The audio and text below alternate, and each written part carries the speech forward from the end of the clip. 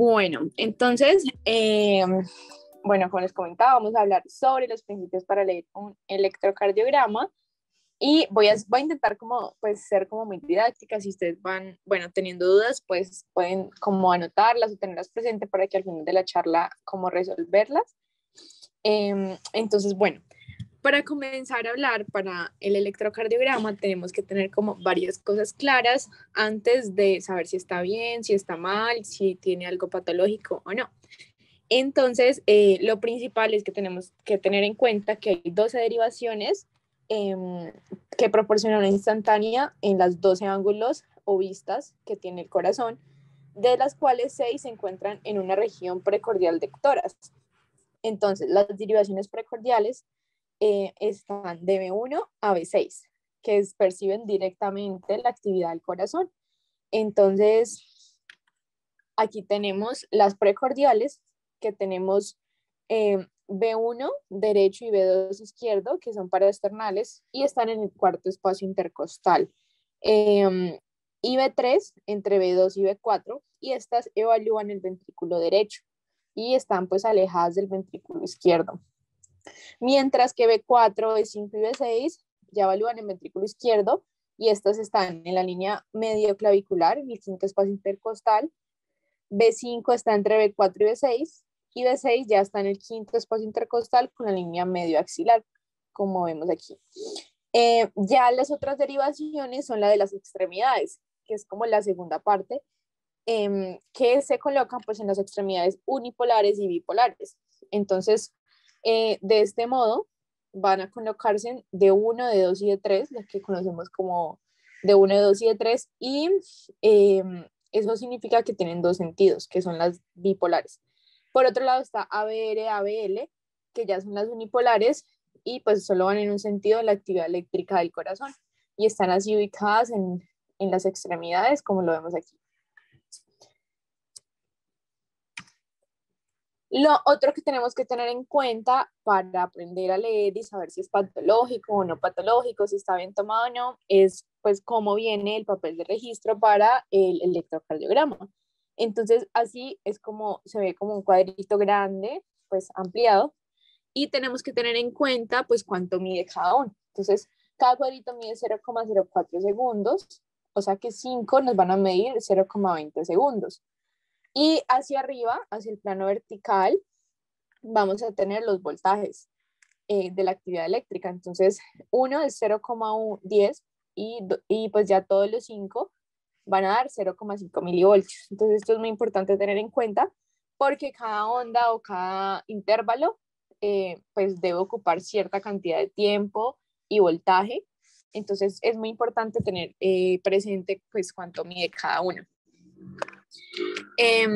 La velocidad que debe tener el papel, eso es muy importante cuando nos fijamos si está bien tomado o no, es que debe estar el papel a 25 milímetros por segundo y la amplitud siempre tiene que ser un miligramo, perdón, un milivoltio por un centímetro. Entonces, eso siempre va como en la descripción donde nos hablan del paciente, como el nombre, los datos del paciente. Ahí va a aparecer también como el papel de registro, cómo estaba tomado. Luego tenemos que tener en cuenta, pues, qué nos va a indicar cada parte del electrocardiograma. Entonces, vamos a hablar del ciclo cardíaco en el electro.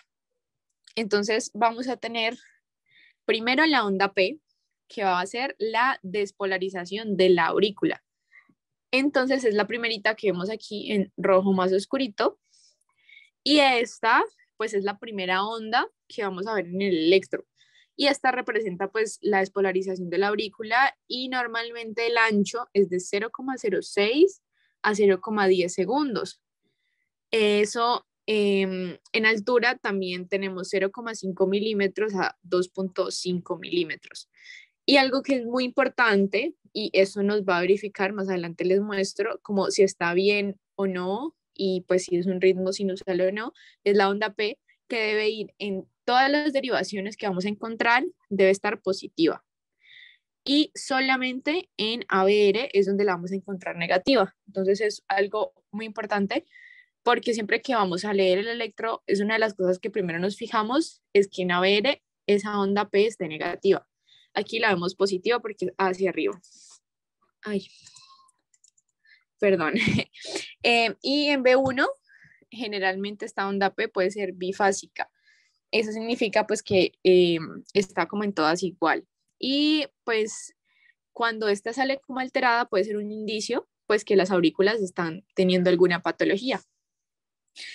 Luego seguimos con el segmento PQ o PR, que este es este que vemos aquí entre, ay, perdón, entre la P y el inicio del segmento QRS.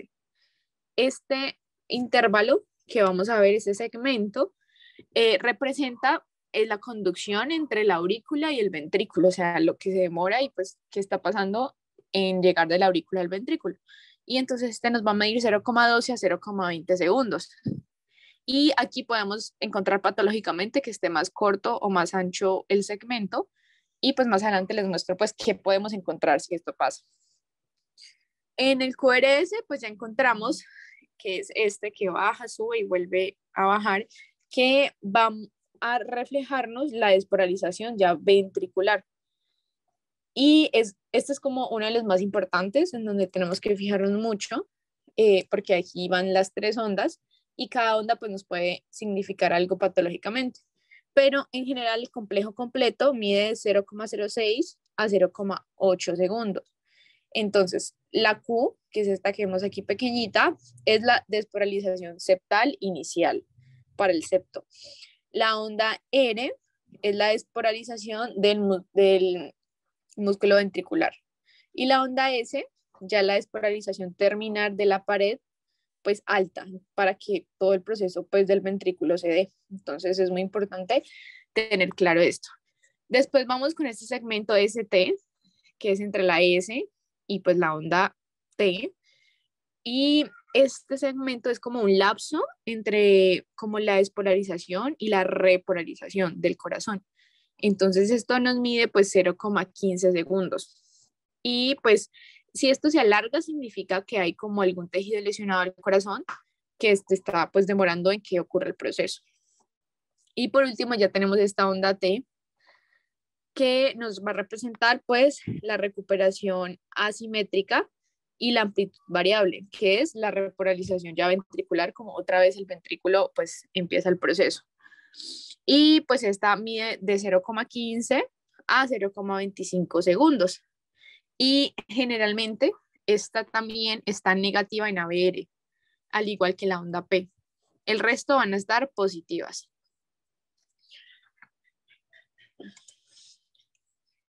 Ahora sí, podemos, teniendo claro como estas bases de cada pues electro que vamos a ver, tenemos que aprender, o bueno, esta es como la técnica con la que yo he aprendido y como los cuatro pasos principales que funcionan pues para aprender a leer un electro, pues como de una forma sencilla y como ordenada.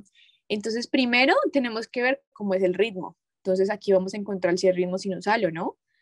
El segundo es la frecuencia, van a ver como varios métodos, yo les voy a explicar como los que me parecen más fáciles o los más utilizados.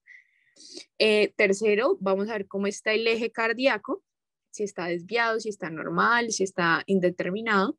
Este es como uno de los pasos más difíciles o los que se dificulta más, pero les traigo como un tip o algo que a mí me enseñaron que hace que sea como más fácil.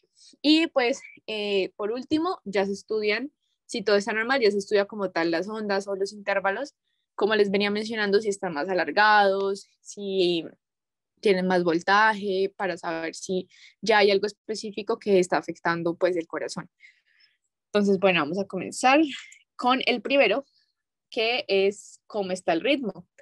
Entonces, tenemos que, es lo primero y es la pregunta que más se hace pues cuando el especialista o el médico nos pregunta como, bueno, ¿es sinusal o no es sinusal? ¿Está bien tomado o no está bien tomado?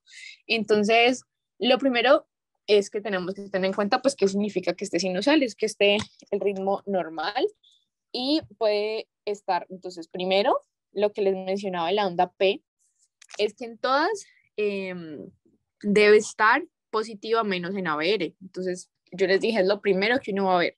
Se va a ABR y vamos a ver si la onda P pues va a estar negativa. Entonces eso ya significa que va como punteando un chulito. La segunda es que la onda P siempre pues obviamente va a estar antes de un QRS, porque a veces digamos hay una onda P, luego hay otra y luego hay un QRS, entonces eso no es normal, siempre tiene que estar antes del complejo QRS. Entonces tenemos que fijarnos en eso. El tercero ya es que el intervalo PR pues tiene que ser 3 cuadritos. Eso significa pues el promedio que les dije de 0,12 a 0,20. Entonces aquí podemos ver estos cuadritos, aquí debe ser, mira, aquí más o menos son 3, aquí hay 2, entonces está bien, aquí también hay 2. Y ya el intervalo RR tiene que ser más o menos igual en todos los EKG, entonces vamos a hablar del intervalo RR. RR significa entre esta, que es la R del complejo QRS, y la otra, que es la otra puntita que vemos aquí arriba. Entre esta y esta generalmente tienen que estar del mismo tamaño en cada uno. Mira, aquí hay más o menos 4 cuadritos grandes, 4 cuadros grandes, 4 cuadros grandes y así. No debe, digamos, aquí haber 2, aquí luego 5, aquí luego 3, que eso también pues ya estaría alterado el ritmo y no sería normal. Entonces estos 4 criterios son los que nos indican pues si es sinusal o no es sinusal un electro. Luego vamos a tener la frecuencia cardíaca. Y aquí es donde hay demasiados, o sea, hay demasiados métodos para uno darse cuenta de cómo está la frecuencia cardíaca en el electro. Y aquí nos vamos a dar cuenta, pues, si está normal, si está bradicárdica o taticardia, que pues menor a 60 o mayor a 100. Y pues existe obviamente infinidad de métodos, como les comentaba. Los más fáciles que a mí me parecieron, pues les voy a comentar que y pues son de mucha utilidad como en la práctica médica. Entonces, aquí tenemos el primer método, que es como, se es llamado como el método de los 300, y es que vamos a ubicarnos en un QRS que el aire esté justico en una línea, como pueden ver aquí en el ejemplo. Entonces nos vamos a una parte de donde esté todo el electro y vamos a buscar el que se aproxime más a esta línea que esté justica. Y de allí vamos a contar en cada grande cuadrito, o sea, cada línea grande, no los chiquitos, sino los grandes, van a estar así enumerados. Es algo que si van a utilizar este método, como aprenderse o tenerlo presente, que es 300, 150, 100, 75, 60 y 50. Esos son como los valores que va en cada cuadrito. Entonces, si digamos estuviera aquí en este segundo, la frecuencia cardíaca estaría en 150. Pero aquí en el ejemplo, como podemos ver, está en el quinto, en la quinta línea. Eso significa que la frecuencia está en 60.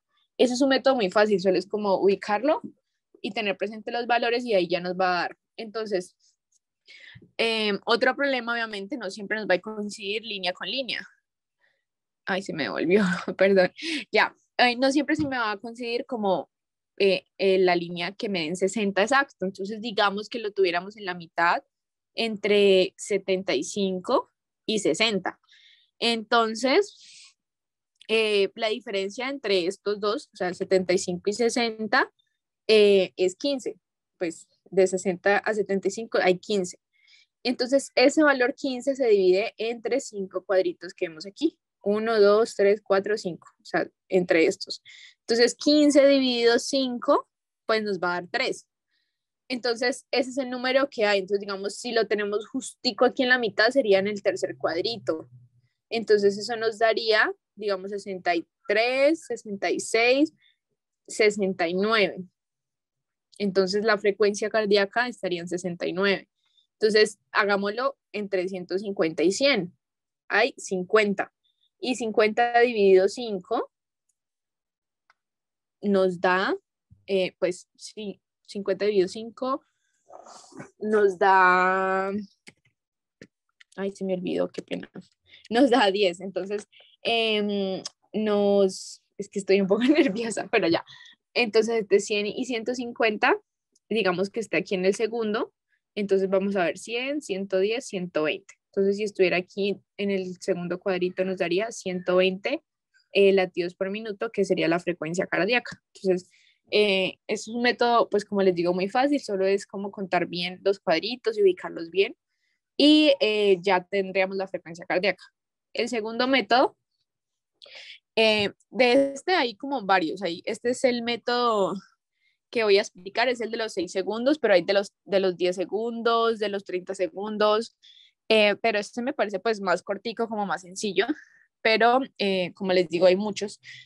Y este método de los 6 segundos, pues se basa en tomar precisamente pues 6 segundos del trazado. Entonces, 6 segundos, pues va a contar como 10 cuadritos de los grandes.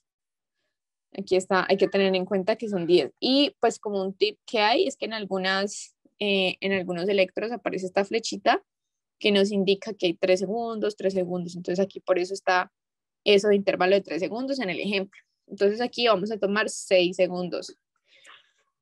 Y pues dentro de esto tenemos que contar todos los QRS que vamos a encontrar. Entonces aquí están enumerados. Aquí encontramos 8. Entonces ese valor lo vamos a multiplicar por 10. ¿Por qué? Porque si vamos a sacar 6 segundos, 6 por 10 son 60, o sea, un minuto. Y es lo que necesitamos saber, cuántos latidos hay por minuto. Entonces, si multiplicamos 8 por 10 son 180, o sea que el paciente tiene 180 latidos por minuto, que es la frecuencia cardíaca, o sea, está taquicárdico. Entonces, asimismo, si el paciente entonces tiene 5, 5 por 10, 50, no, entonces está bradicárdico. Entonces, este también es un método muy fácil porque solo es contar los cuadritos, que son 30, como les mencionaba, contamos 30 cuadritos y ahí ya nos va a dar como el valor. Entonces, es como el segundo método. Ya el tercer método es el de los 1500. Este método básicamente es mirar entre una R del complejo QRS y el otro y debemos contar cuántos cuadritos hay. Miren, aquí están numerados, hay 15. En el ejemplo vemos 15. Entonces, digamos que lo tenemos ahí, contamos cuántos cuadritos y este valor que nos dé lo vamos a dividir en 1500 y eso nos va a dar la frecuencia cardíaca del paciente. Entonces, digamos, si nos da 11 o si nos da 20, bueno, eso es lo que vamos a multiplicar por 1500. Entonces, esto también es súper fácil. Ya depende como de cada persona cuál va a utilizar, cuál le queda más fácil, cuál se aprende mejor para pues seleccionar la frecuencia cardíaca. Entonces, listo con la frecuencia.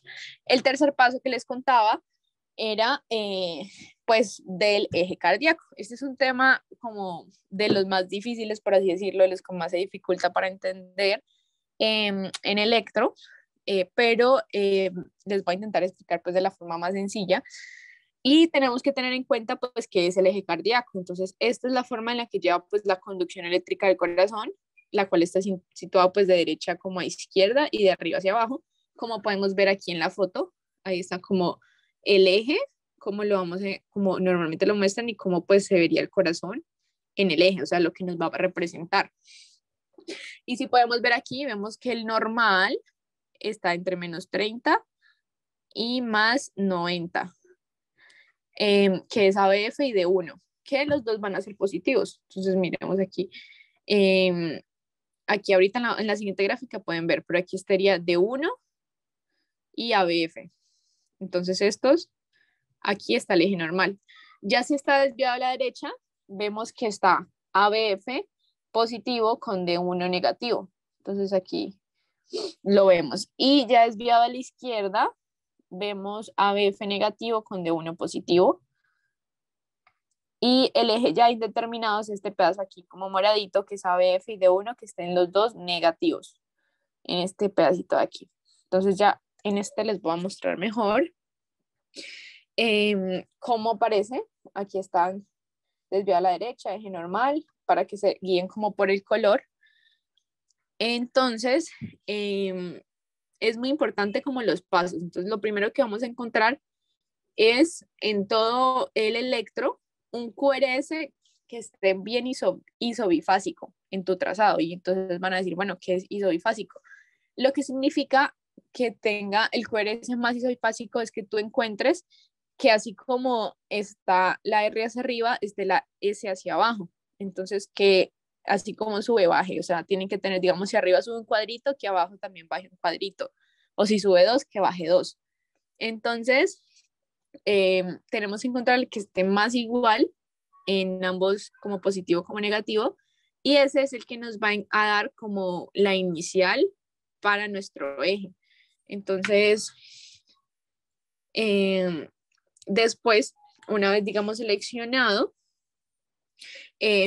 generalmente pues está como en ABF. Entonces, digamos, les voy a dar el ejemplo, lo encontramos en ABF.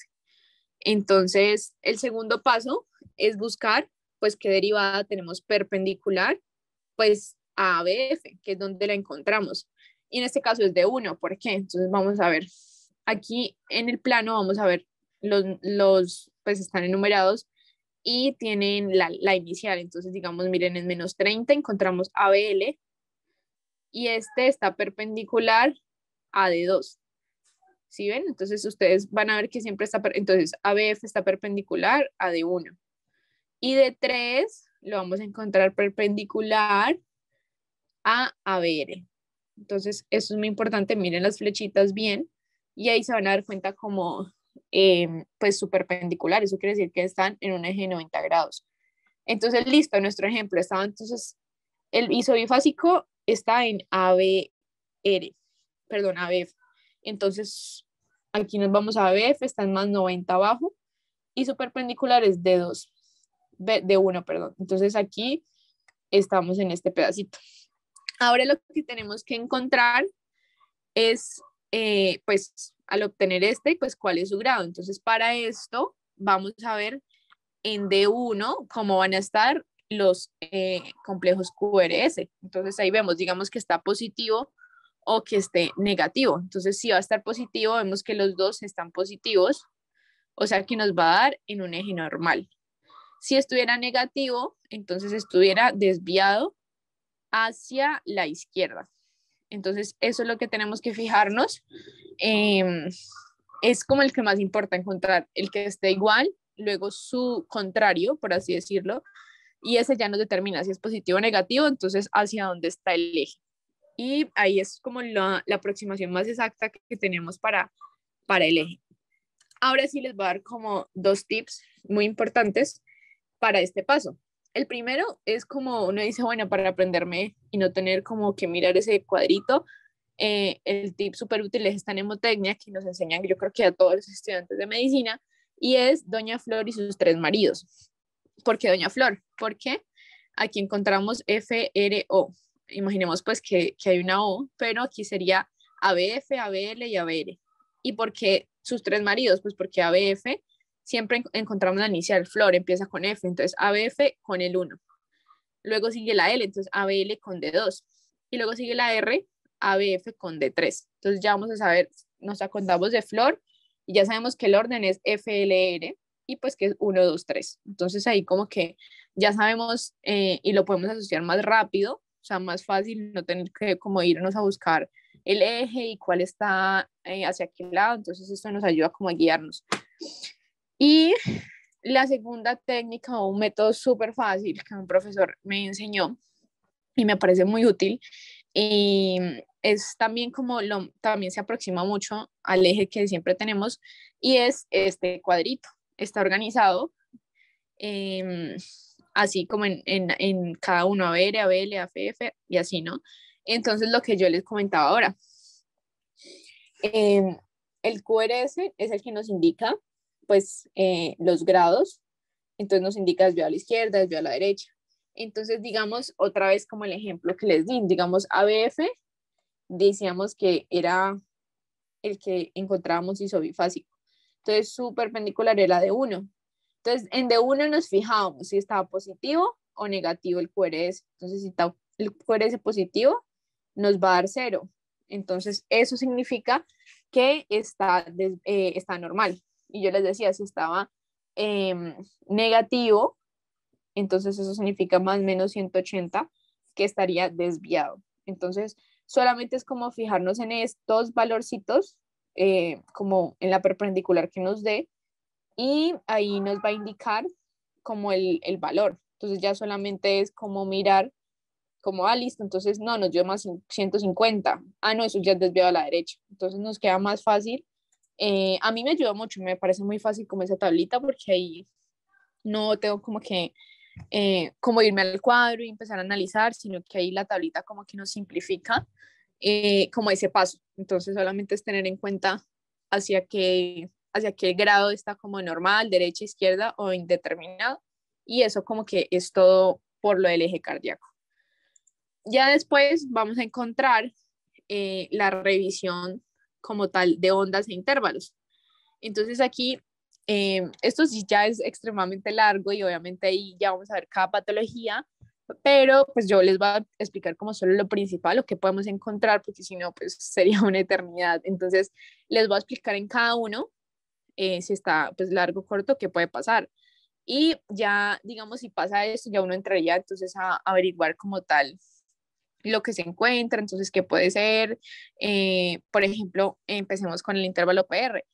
Este intervalo, aquí está el ejemplo, se va entre la P y el inicio del complejo.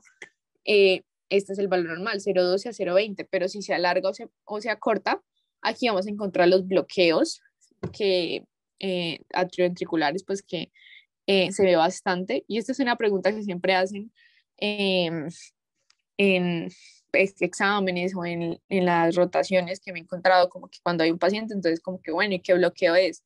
Hay bloqueos grado 1, grado 2 MOVITS 1, grado 2 MOVITS 2 y bloqueo grado 3. Entonces, en el intervalo PR vamos a encontrar estos tres y pues cada uno se caracteriza dependiendo de qué tan alejado eh, y qué frecuencia se esté dando entre la P y el complejo. Entonces aquí hay unos que son iguales, otros se van alargando progresivamente, otros van independiente cada uno. Entonces aquí pues ya hay que analizar pues cada uno cómo es y ahí se tendría como qué bloqueo encontraremos. Ya luego vamos a analizar, digamos, el QRS. Este complejo nos va a dar normalmente, cuando están alterados, nos van a dar pues bloqueos de rama, ya sean derecha o izquierda.